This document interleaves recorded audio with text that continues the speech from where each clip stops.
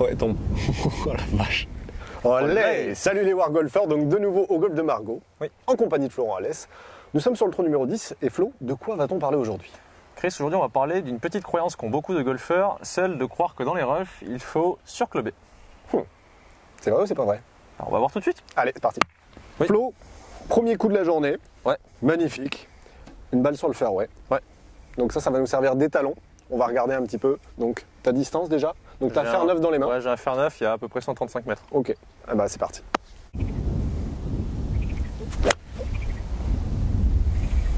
C'est un peu pur ça. Ouais. Ok, green, parfait. Parfait. Ça Flo, on va dire que c'est un shot standard pour toi. Voilà. Collé vers le drapeau, sur la piste, tout va bien. Donc, seconde situation, Flo dans le rough. Ouais. Là, cette fois-ci, donc la balle sera un tout petit peu portée. Ouais.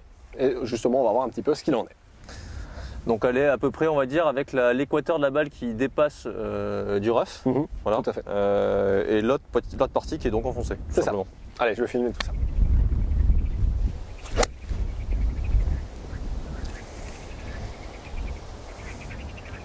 Ouais, tombe. Oh la vache. Comment te dire, mon Flo? I believe I can fly. Ouais. Elle a vu le green, elle a fait coucou. Et puis après, elle a fait au revoir. C'est ça. Donc ça, Flo, c'est un coup très spécial. Ça s'appelle un fly. Ouais. Donc concrètement, un fly, c'est dû à quoi, Flo?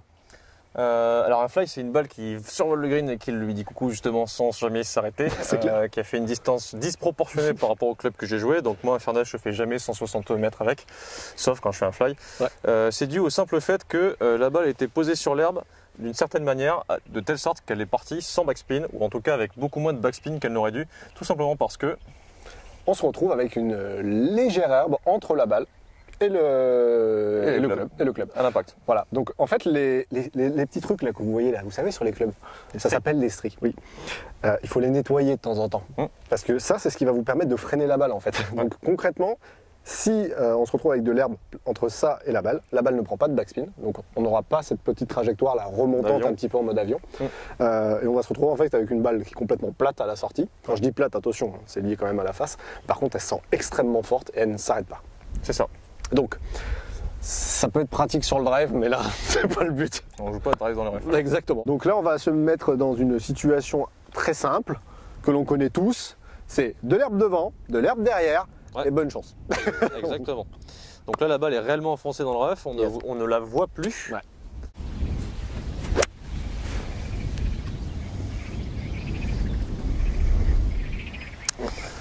Bon, mon Flo.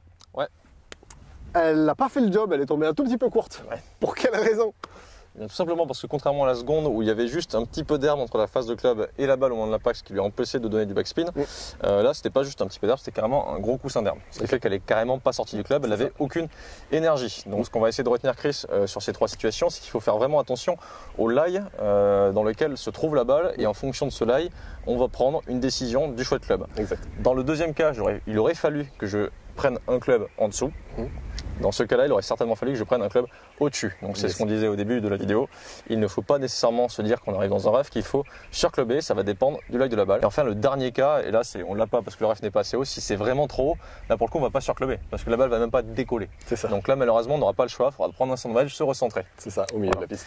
Donc faites bien attention à vos lies, essayez de les observer très précisément, de faire un choix, faites-le à fond. Et petit à petit, vous allez engranger de l'expérience et faire de plus en plus des bons choix. C'est ça. Dans tous les cas, le meilleur conseil, mettez-vous sur la piste. Voilà. C'est clair. Merci d'avoir visionné cette vidéo. On vous retrouve très bientôt. Salut. Ciao, ciao.